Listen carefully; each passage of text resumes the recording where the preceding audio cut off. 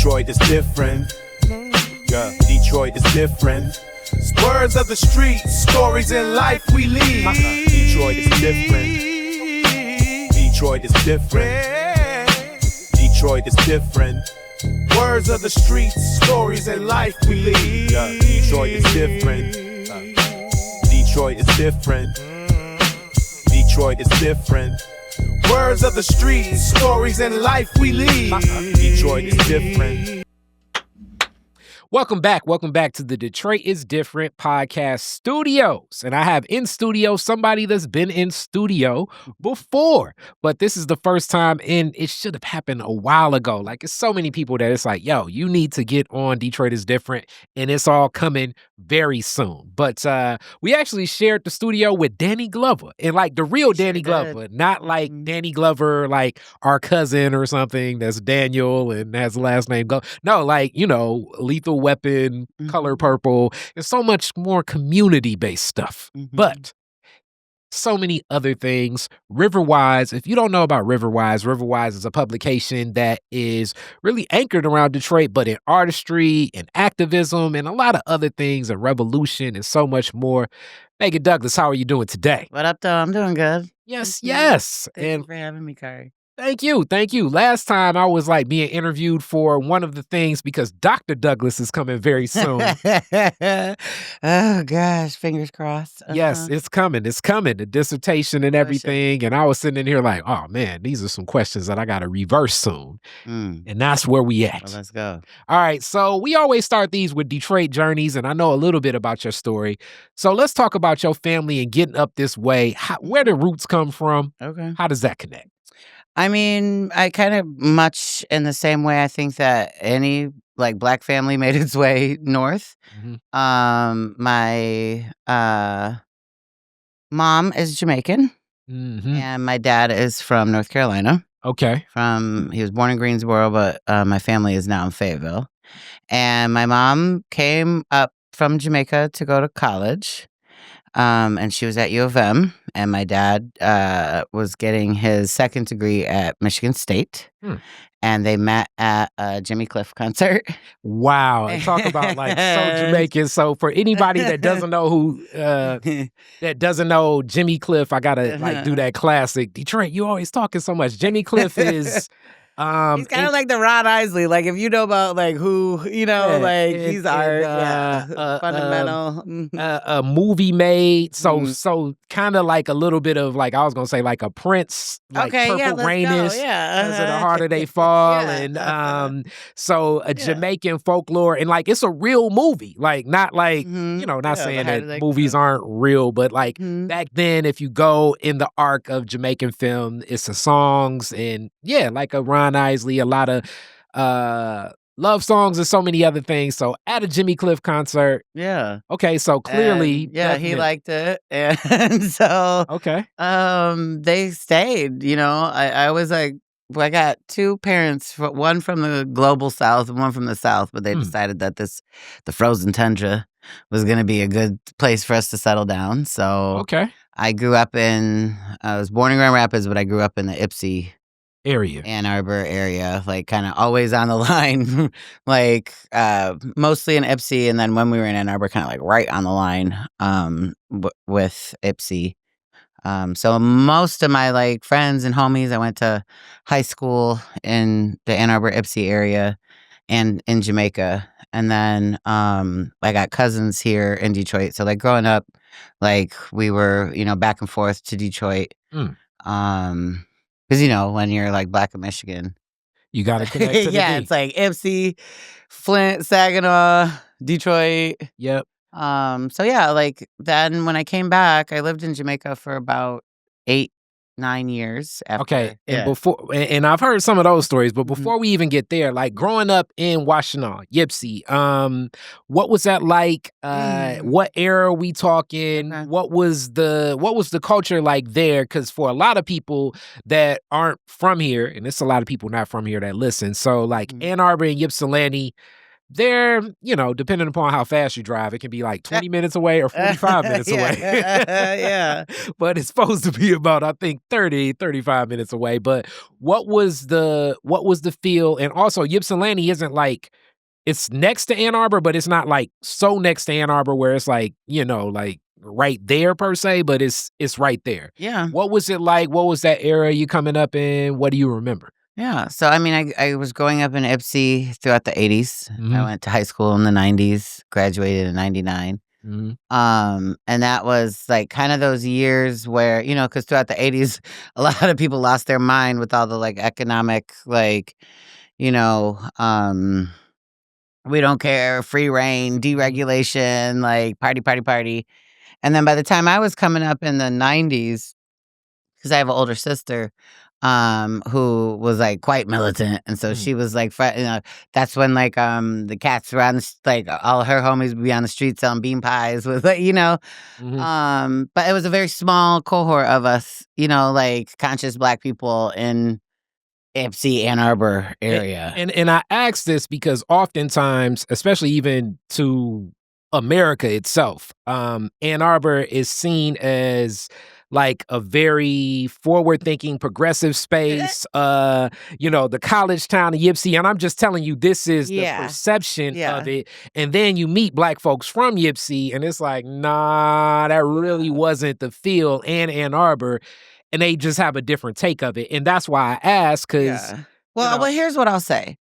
I like had a wonderful experience growing up in Ann Arbor and Ipsy because of some of the diversity that existed. And we often joke that like they must have been doing like tests to see what it was like to take little poor Black kids and send them, because like when I was growing up, we were getting bussed in from Ipsy to go to school with like the rich white kids, like, and I remember the first time I went to one of my friend's house in like the 3rd grade, and it was like a 4-story mansion, like down by U of M. And I'm like, oh man, this is how y'all living. Like, it was mind blowing. And like, so like, there's that tension between like, they were using us as fodder for diversity for the white kids. But also, like, I know a lot of like our experiences, because like really important in this society is to be able to code switch. And so like being adjacent to all of that, we also got a lot of ability. Like a lot of my friends have the ability to kind of like move through multiple worlds because of that. Now, on the other hand, almost like there's only a handful of my friends from that time who are Black and brown who have actually been able to buy homes in that area. Wow. So a lot of my friends are priced out of being living in the town that they're from. And, like we couldn't go out on any night and not get pulled over. Wow. Like there was always something. Like we just had a target on our back because like they're like, yeah, like we were the ones to pick on. So, that like it's a very strange thing to be from a town that has this reputation for being like so liberal and so compassionate and having all of these programs, and they do. But also there's always, I mean, and you scratch the surface in anything in the United States, and there's like misogyny and racism and xenophobia, and like if you dig too, like, you don't even have to dig hard. If you just dig a little bit, you're like, oh, this isn't all it's cracked up to be. So, like, I appreciate some of the experiences I had, and I like growing up there. But for sure, when I came back after having like left for a while, I was like, I'm not going back to that area at all. Like, so I made my home in Detroit, and I think that's like for in terms of like growing up and being like, where am I going to be and what I'm going to do? We always looked to Detroit. Like that's where we were hanging out on the weekends. There was nothing for us to like do. There was no like, anytime it was a Black space, they were always shutting it down or, whatever. So like hanging out in Detroit was where we always looked to. So for me, especially now with the like ramping up of the gentrification and like, and not just gentrification, but like, kind of like a reversal too. Like I don't see the things that I grew up with like being reflected in that area anymore. We used to have a lot of cool like independent shops and art shows and like all that kind of stuff, and all that excuse my French, has been like bought out Speak and freely. it's sold out, and like it's just kind of like facsimile of what it used to be, Mm. you know? So yeah, I was like, I need to not be In that space. in there anymore. But like I said, I have a lot of homies there who are doing a lot of good work, Mhm. who do amazing things for the community throughout Ann Arbor and Ipsy. Um, but they've had to navigate a lot of like racism, and they've had to navigate um like watching people discount them because they don't look or talk a certain way, even though they've been the most effectual at the kind of community program that they're running. So there's always that, you know. Okay. Yeah. All right. So now I guess high school 99. I also have to like highlight what this is, but even before we go there, mom comes to U of M Hmm. for school, dad and everything, Hmm. Michigan State. What are they doing? How do they take to the community there in Ypsi and Ann Arbor? How do they adjust during that time? Um, well, my mom, so there's like kind of in the way that people who are diasporic do, they tend to like form their own little communities. Mhm. So I got like a bunch of aunties and uncles who are, but from various islands. Okay. So from my mom's side, like I got aunties who are Trini, Bajan, Guyanese, and actually like one of her best friends is Ghanaian. Mm. So I kind of grew up around a diasporic community because we didn't have her family here, Mhm. right? So she does have family in the States, but most of them are up in like Toronto or Florida or New York. Michigan isn't really a stop on the On the like Jamaican the Caribbean plane. Yeah, train yeah, as yeah, much yeah. as other places. Mhm. In terms of my father, he was like very rooted in community work.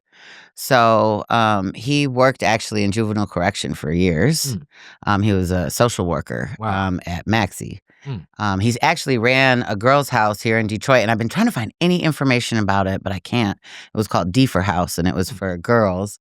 And so that was my first taste of like bad girls, like is him running that place, and then he worked at Maxie for years. And his whole thing is he was like an old hippie, right? And his whole thing was like trying to be an interventionist in the incarceral system. And so his story is really, because he was like a big-hearted character, like, and that he always used to say like the jailer becomes the jailed, and he just saw so much trauma all the time. But he was a really good mentor to kids, and then he actually has a day named for him in Michigan. Wow. He ran while he was alive the largest youth golf tour. Mm. And so he would take like kids, like disadvantaged kids, teach them how to play golf. Some of them became like state world champs. Okay. And so actually, Spicy Take, some of the golf programs that exist around here were born out of the work that my father did. Like midnight golf and programs Mhm. as such. Yeah. Okay. So yeah. So that was my dad. He's passed away now for about Rest in 11 peace. years. Rest in Yeah, we peace. miss Charlie. Um, but yeah, so that was kind of their journey.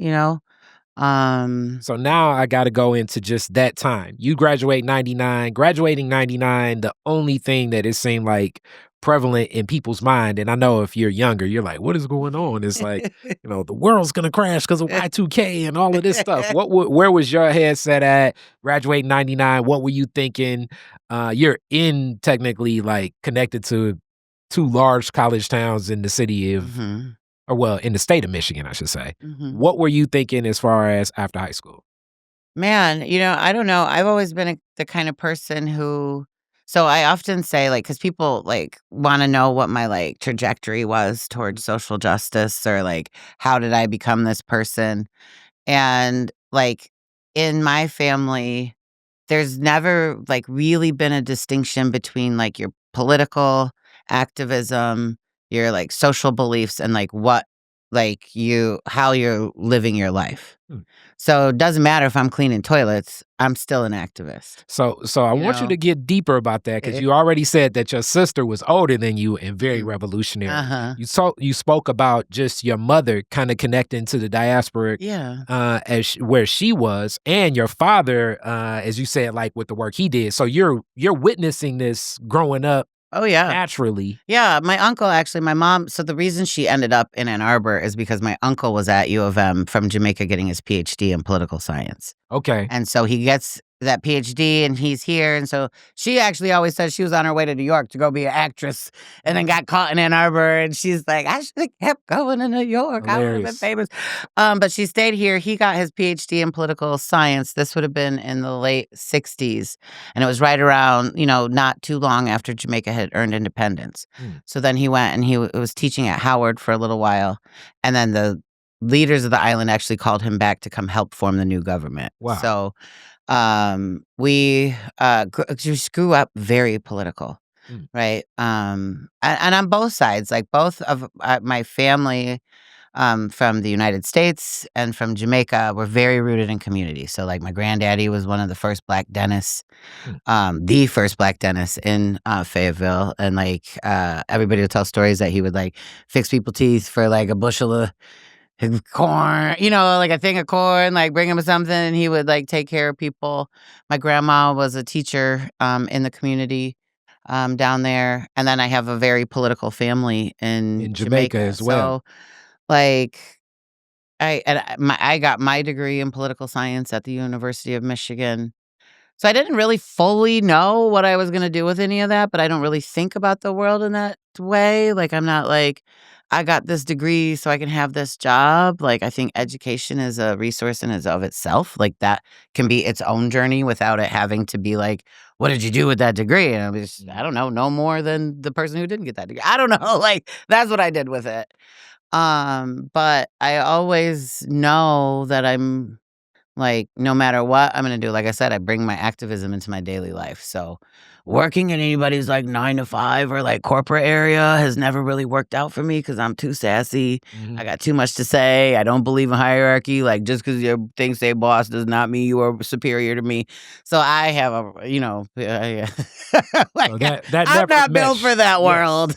Okay, Yeah. so I do have 2 points I want to give. So Fayetteville, North Carolina, home of the rapper J. Cole, as some people may know, but also Fayetteville military bases around there. So it brings a lot of black folks from across the nation to that space because some of the bases there are some of the Fort Bragg is the largest base in the world. There we go. Yeah. And the toughest ones too. So, and when we say tough, meaning like American South, I mean, God bless for so many that deal with what it is, even just in, going through basic training. A lot of people pass and, it can get stressful. So the community there, it is like a close-knit, definitely Bible Belt. That's And there's a very strong black, like revolutionary community in that Fayetteville area that's like very tight, very connected to one another. I think it's like waning now as some of the elders pass on and all that kind of stuff. But I grew up like feeling as if even though Fort Bragg is one of the largest, military spaces that exist, feeling very like rooted to the a community community there. And I just wanted to frame that also so that people kind of get that scope and that feel. It's like I'm a nerd about a lot of these interviews. So that's where like people be like, where you be knowing this stuff? It's like talking to people. So in that, as a kid, are you traveling like back and forth to Jamaica and North Carolina often? Both, yeah. So we were up and down the highway to go see grandma, like go to family reunions. And our family reunions have always historically been held in the South on my dad's side. And then, we were, as long as my grandma was alive, we were always, and then my uncle, they've both passed on now, but. Condolences. Thank you. I went to middle school in Jamaica. I went to my first 2 years of high school in Jamaica. And then after I got my master's is when I moved back there for about 8 years. So I do another classic in the archives of Detroit is Different. Kirk Mays tells the story of going to Jamaica, but I want to hear your story about what was going to Jamaica pre 9/11, because just Oh, like yeah. period, like international travel, just airport, it was just different. Very different. And if you're not, you can't even explain it, but I want to hear some of your stories of going back, because some of the Yeah. stories he told were just added, I think, a lot of color to what those trips would be. Yeah, I mean, my mom started sending me down there, like, as many Jamaican kids, like, during the summer, you get sent down to go with Granny for the summer, and you're gonna learn a completely different lifestyle. My grandma lived up on top of a mountain above Kingston, an area called, Lawrence Tavern. Mm. So, I would be down there, like, learning how to, like, cut chocolate, make banana chips, and climb trees, and run through gullies, and it's like like, I don't know, you're just like, nature is always a part of whatever you're doing. And, then going back for, like, middle school and high school, I think the greatest thing that having the connection to a place like Jamaica, right? Because it's the place, first of all, Jamaicans have a notorious reputation for being like kind of like war, like political and like firm and like revolutionary, and they willing to talk about politics. As I've said on here before, if you go to a Jamaican restaurant and they're not, and they're very polite, the food probably is not going to taste good. But they seem like, I don't even know if I feel like giving this person money. Food going to be amazing, amazing. Yeah, and you should come over. I'll cook you some Jamaican food anytime. But I think what it gave to me was protection against being in the United States. Because I didn't grow up with the same. So, like, we still have issues in Jamaica because it's still a colonial island that, like, is based on a lot of, like, colonial rules, right? And I've thought a lot in my life, like, what's the difference between having a system that is based in colonialism and still has hierarchy? Like, what makes us different from the United States? And I think that one degree of difference of just understanding that Black people are human even makes your oppression a little less oppressive, right? So, even though we have struggles in Jamaica, I grew up with Black doctors and Black teachers and Black lawyers and Black politicians, like everybody Black. So you don't have that same kind, like the same narrative that gets told in the United States, that like there's constantly going to be something to do as a Black person to prove your humanity, to prove you're not a savage no more, to prove all of that, because they're always changing the goalpost about what that takes in this place, because none of that like actually exists, right? Like, they created the idea of race, and so like when you are playing in a game where somebody else created the rules, they can change them on you anytime, right? And so there's this constant struggle for identity among Black Americans, because like you can't actually win a game that's rigged against you. And so that, like, being in Jamaica and just knowing that like there wasn't actually something inherently bad about Blackness, right, that needed to be cleaned or civilized or educated away, is very, very helpful to like make you come here and be able to deal with this bullshit. So as we go back to, I'm gonna recall the code switch. Ain't no code to switch to. Yeah, exactly. Go back to the beginning here. Yeah, I mean, we learned stuff like going like having a history class in Jamaica. There's stuff they talk about that I was like, why? We don't know any of this. We didn't know that the Haitians helped fight the Civil War.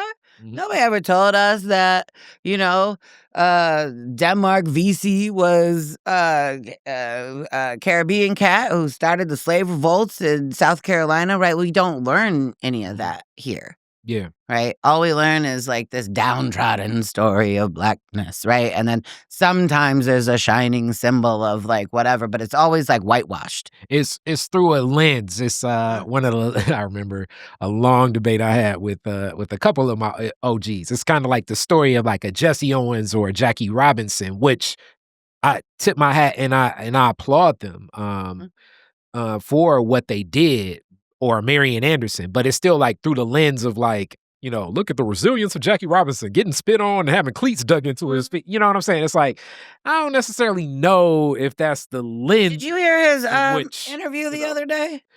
No.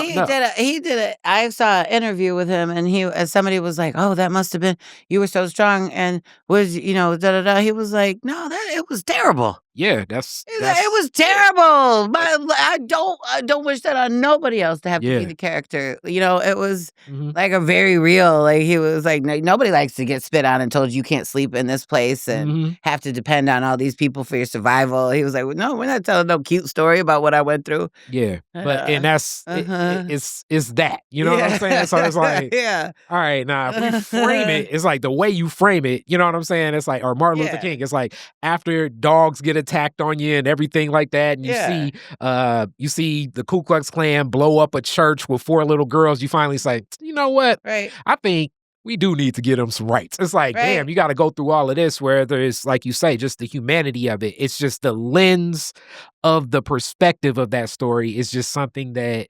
Oh, yeah, like Rosa Parks was just a sweet little old lady who wanted to sit down. No, she wasn't. She was a badass activist. It was like, I'm going to do this until I get in trouble for it. All right, so Jamaica for about, you said 8 or 10 years? Yeah, so I moved back. I got my master's degree in anthropology from the University of Central Florida in 2003. And then so you move a little closer to Jamaica then. Yeah, I got out of here. I needed some sunshine. So I went down there, and while I was there, I with my partner we started an organic farm. So we were farming and like having like travelers from around the world like come. They would stay, work on our farm, like in exchange for like stay and food and all that kind of stuff. So I did that for a number of years. All right, and wait, I got to put a pin in this too, because you highlight something else that's deep in my family too. I got a lot of Floridians in my family. Yeah. It's like you got America and you got Florida. Absolutely. Yeah. Florida. It's like Detroit is different. Florida's different too. Yeah. What was it like? What was that culture there? How did you get into it? And then what era are we talking Florida? So I was in Florida a couple different times. So I moved there right after my bachelor's degree. I was there for a couple of years with a homegirl down in Miami. And then I moved back to Michigan and moved back to Florida to Orlando. And so Miami. So Miami like mid 2000s. And then you go back a little bit like later around like 08.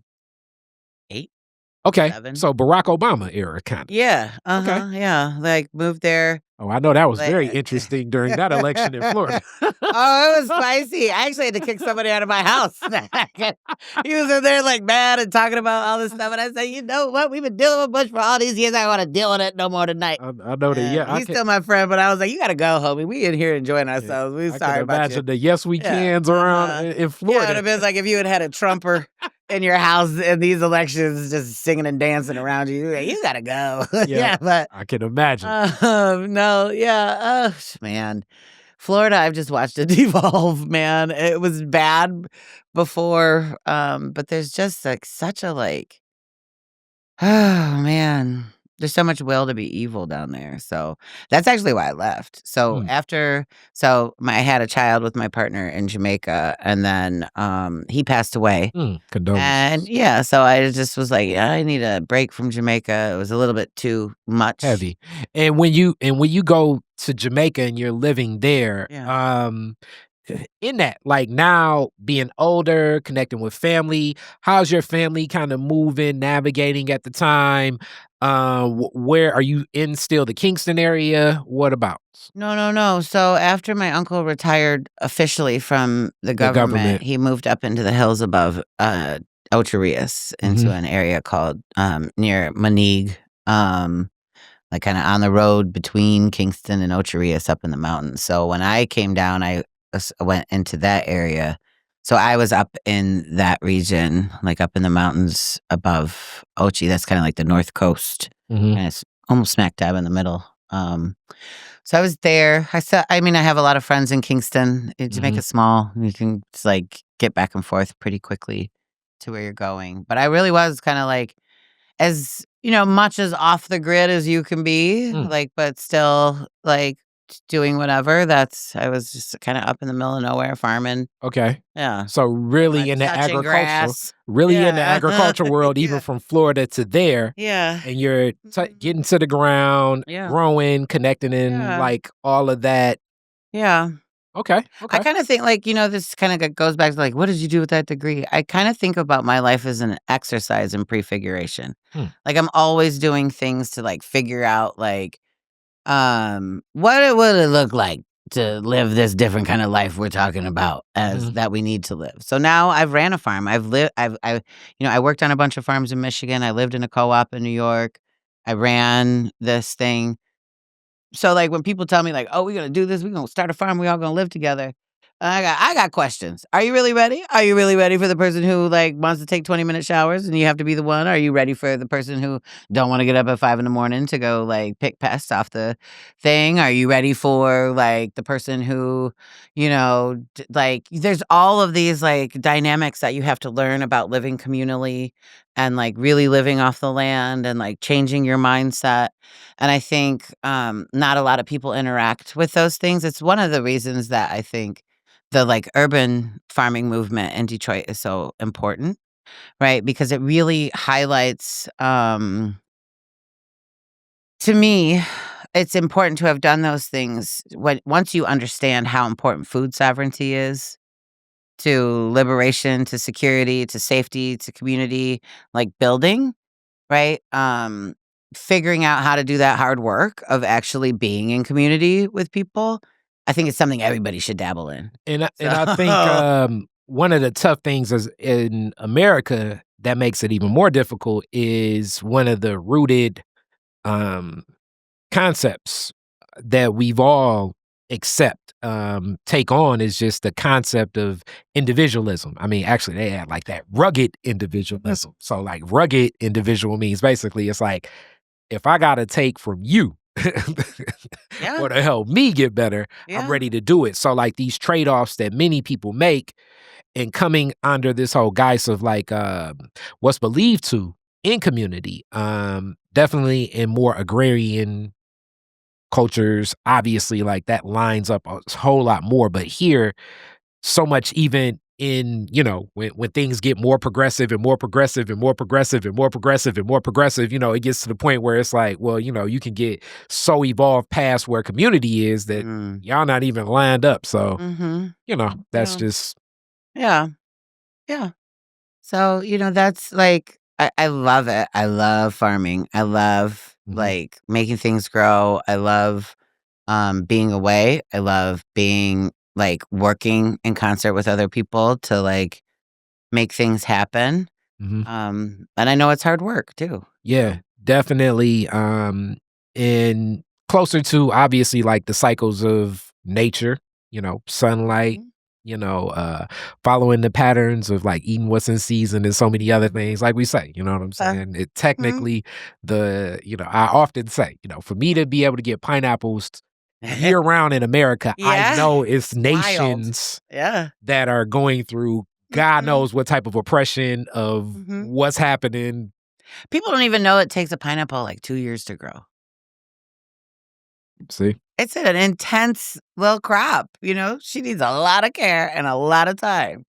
And like people don't know. They're like, like I'm gonna throw away half of it as I hilarious. Cut this thing that took so much to grow. See, there you go. All right. So coming back to America, when do you come back? I moved back to the States in 2017 or so. Okay. After my partner passed. I had to do some stuff. We went to Orlando and I was like, oh man, I can't be here anymore. Yeah. It was so racist at that point. It was like Trump had infected everybody's brain and the gloves were off. And I would take my daughter to the park. And I remember one of the first full sentences she ever said was, Mommy, it was really hard to make friends at the park. I was like, oh, we can't do this down here with these racist fools. And I started making my plans. I was like, I'm going to go home because I have a whole bunch of homegirls here who have kids around her age. I know Michigan. And my tagline for Michigan is always Michigan where the racists have black grandbabies. so even if we got like racist. And I'd say we moved back. And the first time I took her to the park, It was his dad there with his daughter. We struck up a conversation. The kids were having fun. I ended up inviting him and his wife to my daughter's birthday party. Like, it was such a different experience. And I was like, this is why I left that. Okay, now I do gotta ask the number one thing that a lot of people kinda, I mean, you were visiting and everything. How did you adjust to the cold from Jamaica and Florida back here? Well, I was born in Grand Rapids. I grew up in Okay. Michigan, So it was and cool. I was born, like, I don't wear winter coats. Like, people always think I'm wild. Like, Mhm. I'm very, like, I actually love the cold. Okay. I just don't love the, like, shoveling and the scraping and the, like, ice, and you're twirling around on the highway now. So I don't like all that, like, the Okay. extra scary stuff that comes with the Mhm. cold. But, like, I think Michigan's beautiful all seasons, Okay. but yeah. Okay, so it was cool. And so now moving back, what was the thought process? Definitely in this journey of lifelong learning, as you say, the experiment of trying different things, testing different things, learning different things. Where you at upon coming back to Michigan? So I wanted to get a PhD, and I had hemmed and hawed on it for years. Like, Mm. so I got my master's in '03, and then, like, because academia is so brutal, and anthropology especially can be very, very brutal. It's a, like, heavily white field of academia, and it's like one of the progenitors of the ideas of race, right? So it's had a stake in creating a lot of, like, problematic ideologies about humanity. But it also is one of the fields that's, I think, one of the most like, reflexive. So there's constantly, like, crises of identity in the field of anthropology, and it's checking into itself. And I think that, like, that's a very important thing. And so, it took me a while to decide to go back, but I was like, if I do go back, the only place I want to be at is Wayne State. Mm. Like, I like what their department is up to. I like the kind of work that comes out of Wayne. So I only applied to one program. I was like, if I don't get Wow. into Wayne, I'm not going to get a PhD. Mm. And so I applied, and I was accepted because I wanted to do more work on like, movement sustainability, like, what keeps grassroots movements going, what breaks them down, what kind of, so and they were receptive to that as my mission for my, like, studies. And yeah, so, it kind of had stemmed off the heels of falling in with this group in Jamaica who I'd met right after my partner died, and I was feeling really low or whatever. And this ragtag group of Rastas and, like, kids from England, kids from the States, like, came through our town, and they were on a walk around the entire island of Jamaica to raise awareness about plastic pollution, single-use, like, plastic pollution, and, like, conservation. And they came through, and they, like, invited me. They said, we've been walking the island for, like, a month and a half now. Come join us. They were like, we only got, like, 3 days left, like, whatever. And up until that point, because this is, like, right after my partner died, I'd been kind of avoiding the world. I wasn't doing any of the stuff I usually do. I wasn't engaging with my, like, activist nature. And I just pondered on it, and the next day I said, you know what, I'm gonna go. So I got my daughter's grandma to take my kid, and I went. And when I showed up, they were like, oh my God, we've been walking for 6 weeks and invited everybody. You're the first person who walked with us. Wow. So I did the, like, final, I think it was something like 13 miles with them, like, walked the final. And it was a really dope experience because they were going around the island cleaning up beaches at the time, like, cleaning up walkways, beachways, the water, and educating people as they walk. So they would stop in churches, schools, businesses, hotels, like, anybody who would give them space and time. Sometimes they were doing, what are they called when you do, like, the pop-up, like, kind of secret shows that nobody would know that they were there. And then and as they were going, they were documenting. They were, like, getting accurate statistics and, like, doing all this, and then they submitted at the end a policy recommendation to the government, and it resulted in Jamaica banning single-use plastics. Wow. So, and that was like, oh, snap, like, it drew me out of my, like, fog from, the grief. But Okay, yeah. and two things about that I want to touch on, really three. So anthropology, like, a little bit of that nerd in me from marketing. Most of my classes were in marketing, but marketing, sociology, sociology is a wing of anthropology and so many other things. So a little bit of questions about that. Hearing what they were doing, that's very anthropological in a lot of ways. Yeah. Mhm. But first, grief. It's a part of life that many of us see, face, and deal with, and live with. Like it is in that same journey, I think, that we all kind of travel through. Mhm. You losing a partner, and definitely a parent for your daughter. Like, how did you manage that, in the sense of, like, if you could just share the words to someone that may be seeing that, and just your take on, like, moving forward from that, and what do you think it was that kind of helped you find peace, Yeah. or as you're finding peace moving forward? Whew. I mean, that was rough. It was like, because especially because my dad had just died 3 months prior to his death, Wow. and my dad was my homie. So my dad dies in September, and then 3 months later on New Year's night, my partner dies. Mm. And, I'll tell you what, like, because we don't really do that great as a society about dealing with grief and healing. And there's a lot more language now, among younger Black kids, that I love, and just younger in general. Like, younger generations in general are more open about depression and, like, their mental health and grief and all that. But, you know, I'm, my mom is Jamaican in the sense that she is Jamaican. Mhm. You know what I'm saying? So, like, we don't really talk about those things, like, in the same way that a lot of Black families in general will, like, suppress stories of, like, Mhm. depression or mental health. And so like, it really took, um, me finding Whew, it was a struggle. Like, for a while, it was a struggle. I lost my way for a little while. I, like, lost my mind some days, especially because I was a new mother, Mm. right? And, like, I think what really helped, at a certain point first was just getting grief counseling. Mm. And eventually I like there actually she's a wonderful grief counselor here in Detroit. Her name is Julie Weatherhead. She does a lot of work with a lot of the like kind of like radical collectives who do grief counseling, and she really helped me through that. But also I process the world like through like research and gathering information. I'm a photographer, and I do like have done videography work, so I process visually and like through tactile things too. So I ended up making a documentary about it. Mm. And that really helped, like, externalizing the story, like, creating a narrative for the story and then creating somewhere it can live. So that documentary is, out there, a little, like, 20-minute documentary I made about, like, what it is, and, like, interviewed Julie as a therapist. I interviewed some of my homies in Jamaica, who knew my partner and knew us together.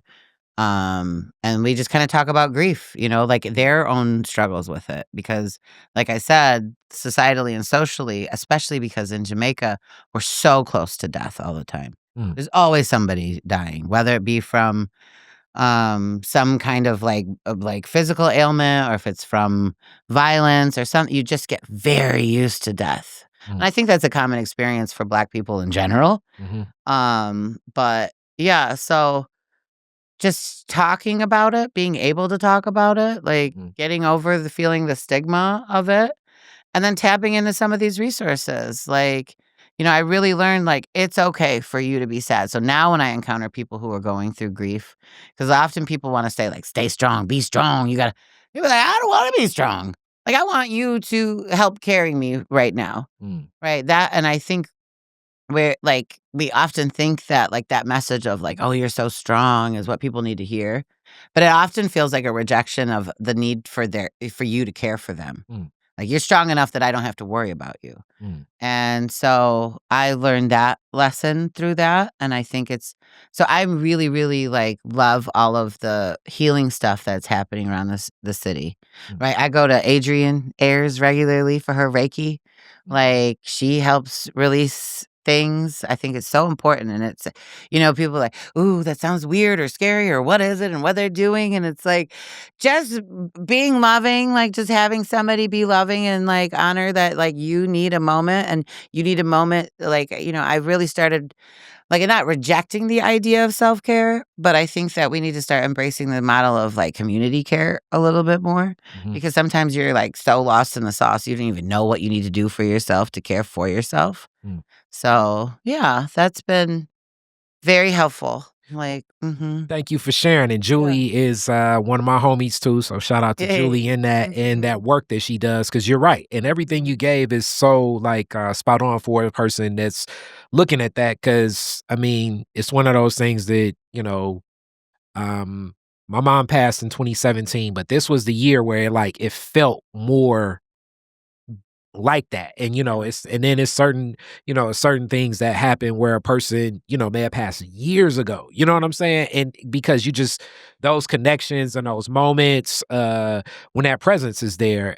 So like knowing that, as you say, like that time of sadness and reflection and then growth and like we always say like be strong, especially I think the whole narrative of like this strong Black woman, which is it's like a two-sided coin because like on one hand Black women are strong as hell, but then on the other hand it's also like if you're looked at like that, then it's like nobody's ever going to be like you good, you know what I'm saying? It's like let me do this for you without even So that definitely plays. And then like I say, in just this whole world of walking with them and seeing that study a little bit anthropological, and so many things in your life that you've just shared, even in this interview and other things I've known, but just from this interview alone, you've kind of walked in different paths and had like that mind of like recognizing how people connect to different things because it's so much about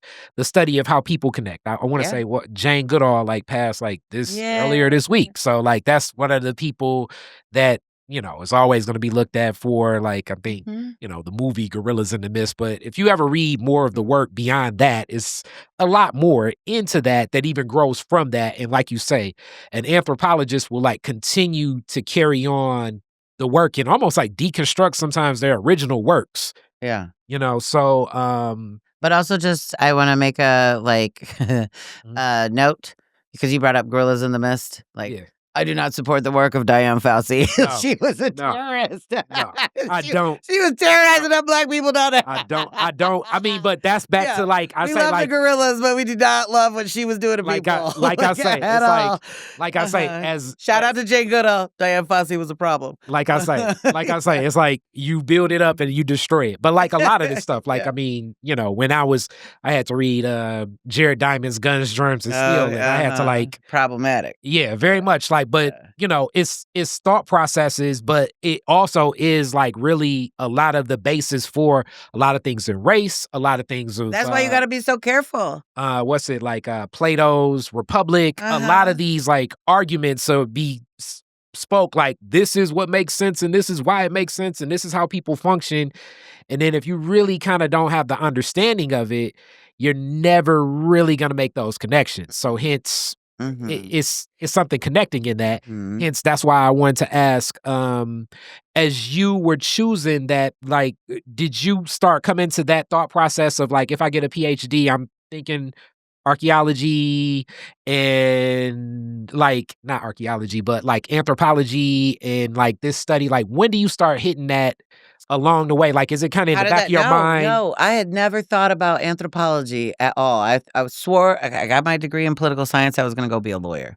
And everybody think I'm crazy because I still might after I get this PhD. But I didn't know anything about I'd taken one course in anthropology in college, and I was like, oh, that's cool. But it just was not on my radar. And then after I got older and was like, okay, maybe I want to go back to school, I was reading work by a cat who at the time was doing work on like hip hop culture. And I was like, you can study hip hop. And it was Mark Lamont Hill.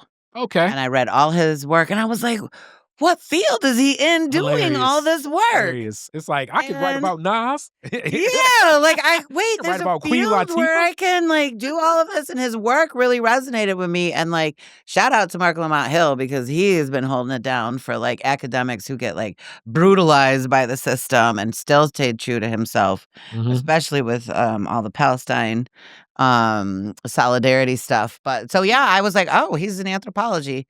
And so I was in Orlando at the time, and I went over to Central Florida and met with the department, and I was like, this is really cool. And and that's how I landed on anthro. Okay, so that connection. All right, so over to Wayne State, and then figuring out what you would study. So let's Wayne State, but when did you come to like the movement and like wanting to look into these different movements? When did that connect to you? Well, I mean, it's like I said, like I always say, it's like not a job, it's a lifestyle. Like anybody who knows me knows that like I'm very serious about my politics.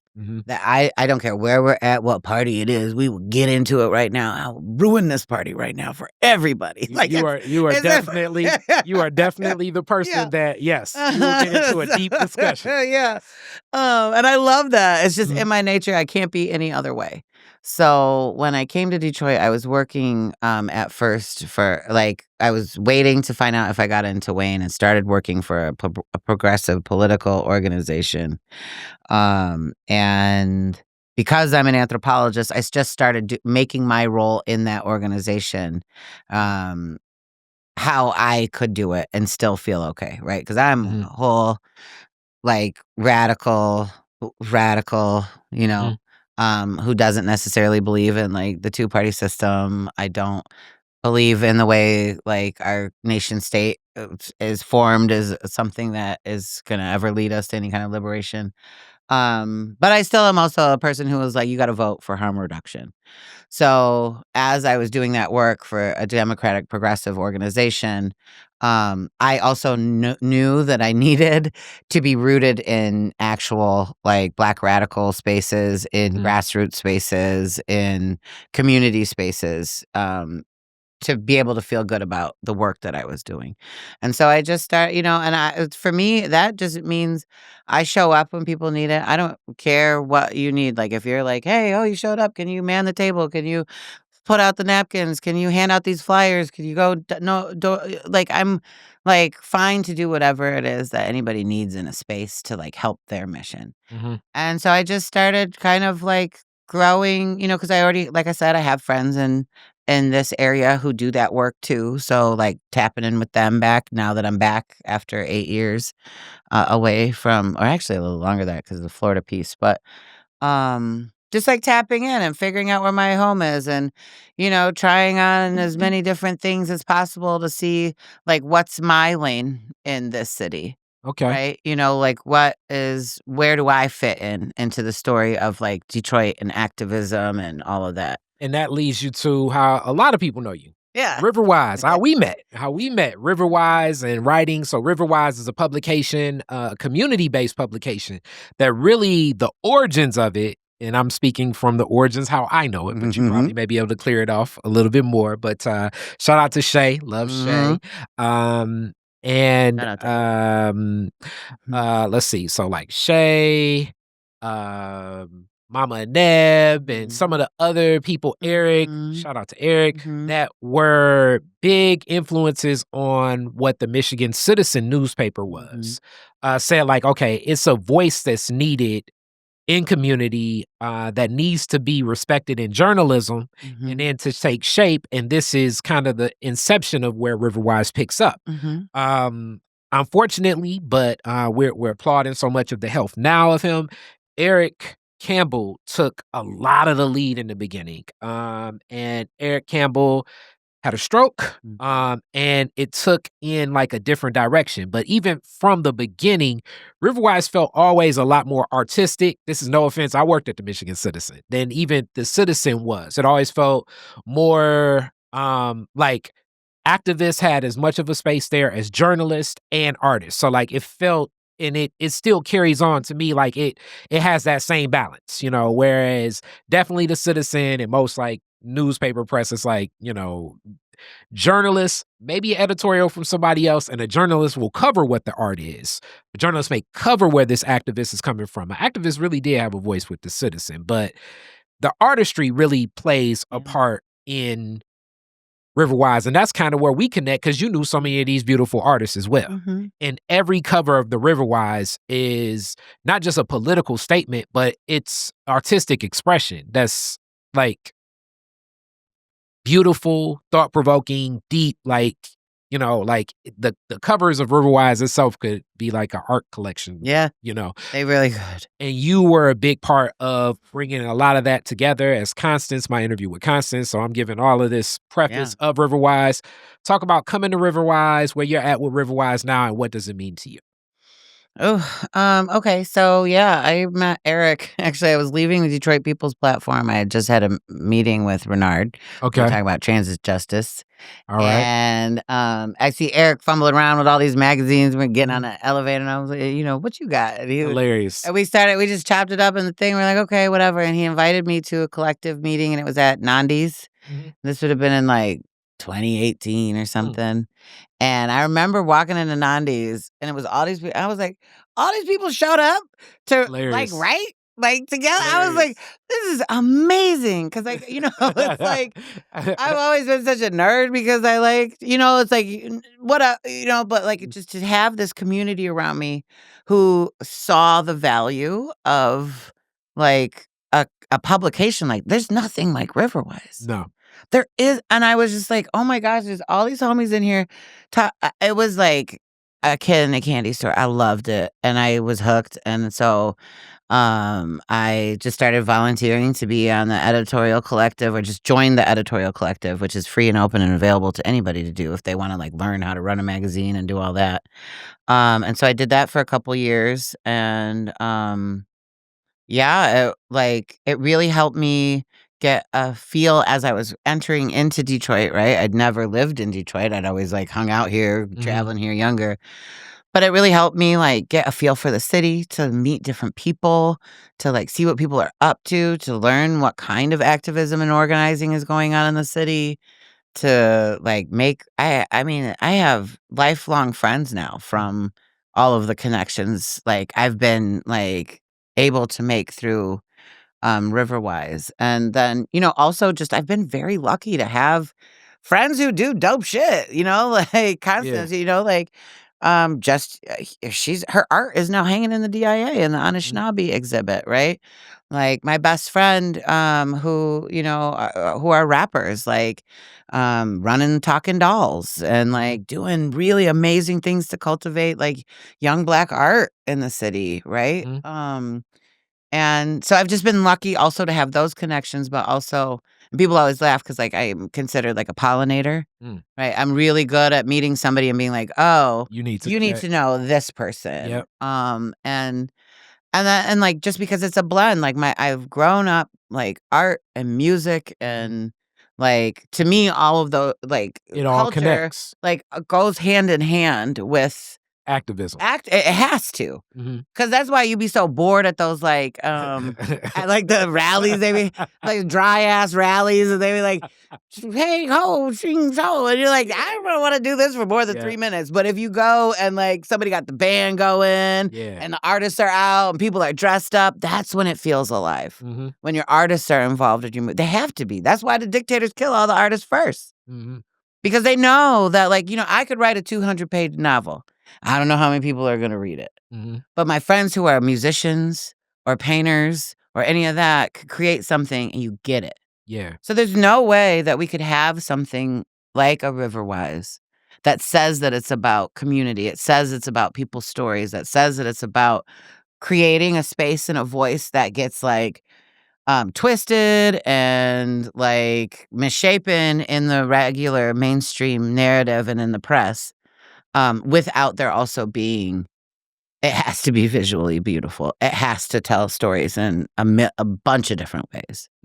Yeah, and that's the poetry that's in it too. Like it's very. That's what makes it so unique to me. Like the artistry, as I say, and the activism and the purpose all kind of connected. But you say you've always seen these connections. Yeah.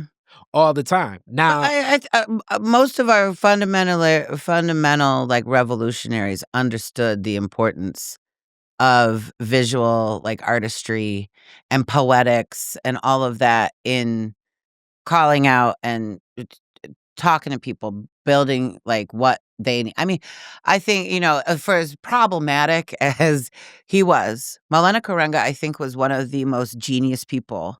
Mhm. He built an entire culture Mhm.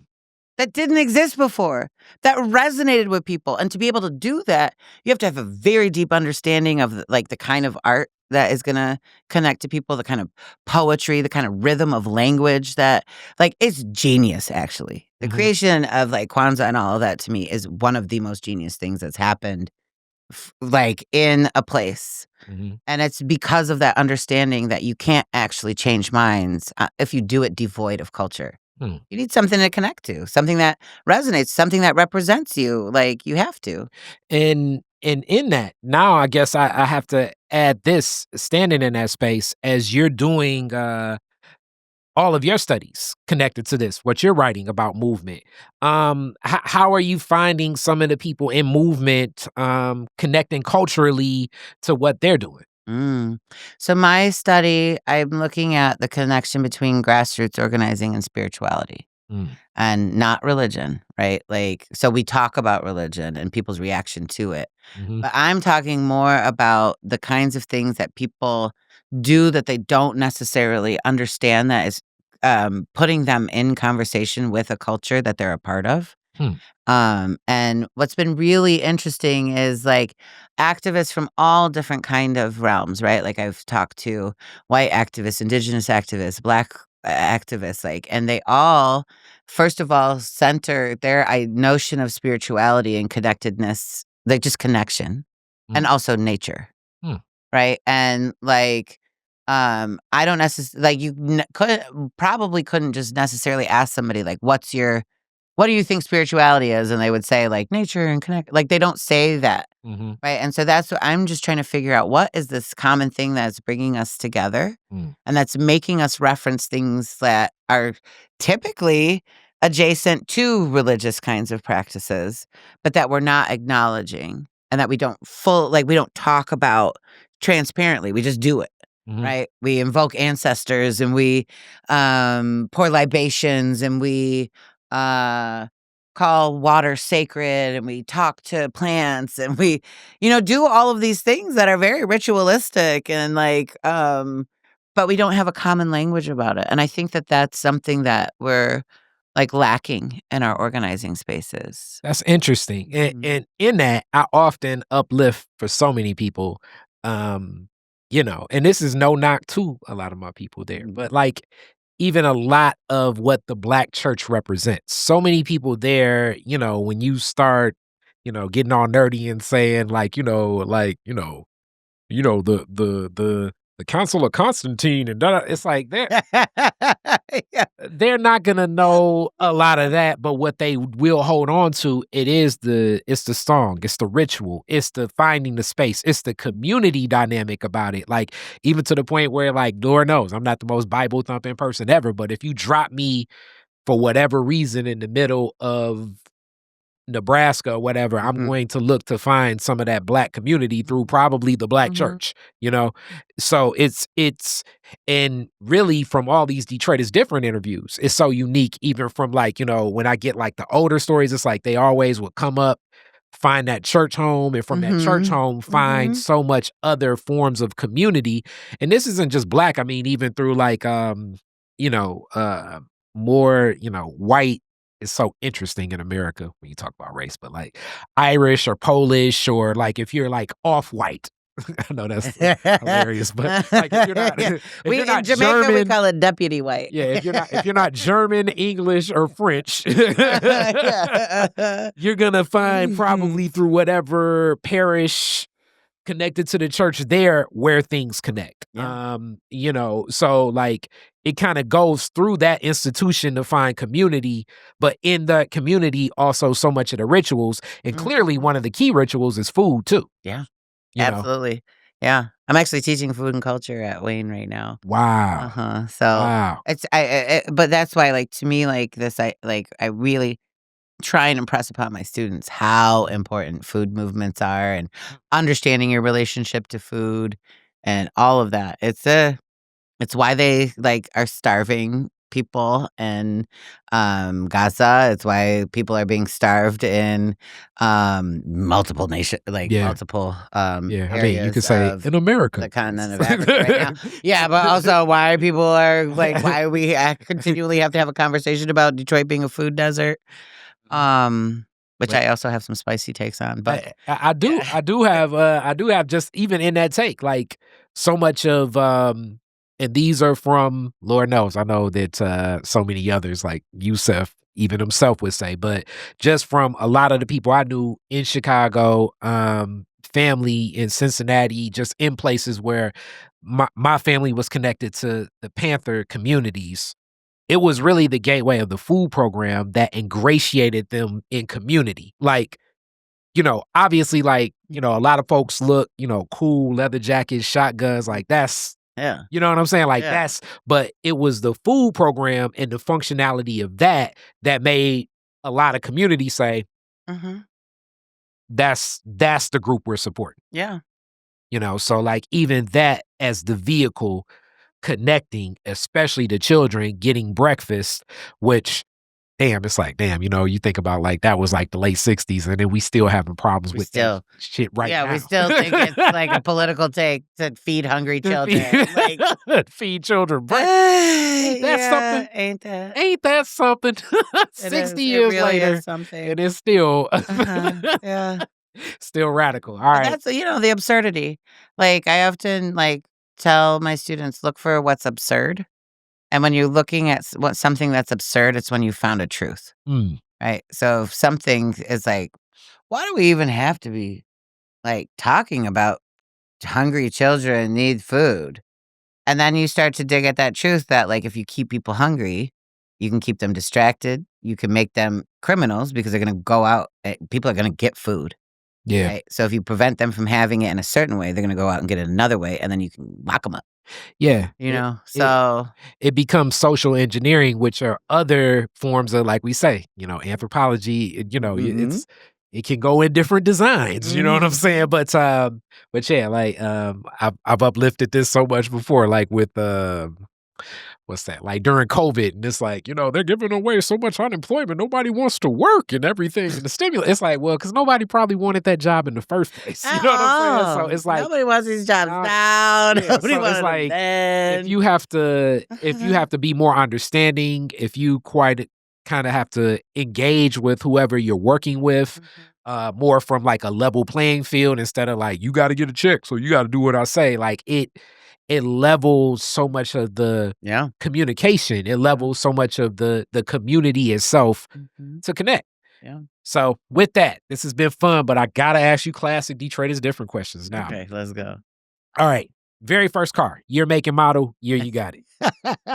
I had a my very first car was a 1989 Acura Integra. Okay. That we bought secondhand, clearly from some Okay. guy in Ipsy. Okay. Yeah. How long did it last? Ooh, she was around for maybe about I don't know, a couple of years, like 3 Okay. to 4 years. There we go. Yeah. Where was the first place you went when you got it? Oh God, where was the first place I went when I got it? Uh, I don't know how much I can say on this podcast. I Hilarious. probably went to go get a bag. Hilarious. Hilarious. The statute of limitations is up. So, Yeah. So there we go. Probably just drove around. It's so funny. I remember you probably knew this guy because he was pretty famous, according to him. I think he was probably pretty famous. I was in recording school with this guy. Weird. He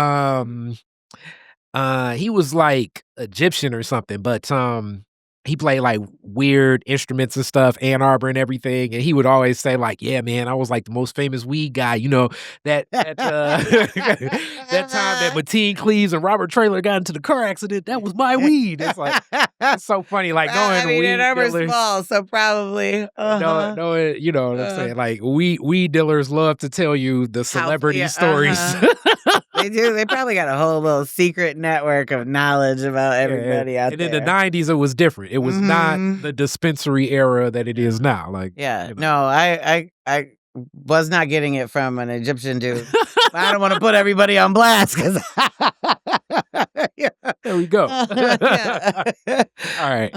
So, in this one, even though you're still close to the crib, but I'm gonna ask you two questions. So I'm gonna ask you the Detroit one from a non-Detroiter, but now I'm gonna ask the Ipsy Yeah. Ann Arbor one. Okay. So usually I ask if you could rename Woodward after one Detroiter, who would it be? But now I'm gonna ask if you could rename Michigan Avenue after somebody from this Michigan footprint, wherever southeast.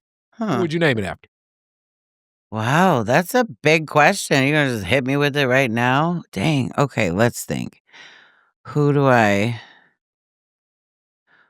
Michigan Ave. We got to rename it with the name of a Michigander. Actually, okay. So I have just finished writing a review for Fifth Estate of the book Hurt Baby Hurt about William Walter Scott, who kicked off the rebellions in '67. And maybe he need a name. There we go. That would, Yeah. boy, it would. Yeah. You think you've seen some Bad Bunny protesting? Yeah. So now the non-Detroiter Detroit question, which is also another thing. This is another one of those I always uplift, like a anthropology type thing of like how culture's different. Because my thought process is if aliens come here, we kicking it in, we having fun with them. But it's other cultures that always see aliens coming here as like you want to extract, which says a whole lot more about their intention of going anywhere. Y'all pick it up. But alien comes, spaceship, drops off right in front of your crib. E.T. comes out and like, yo, we got to go to the most Detroit place we can go. Where you taking E.T.?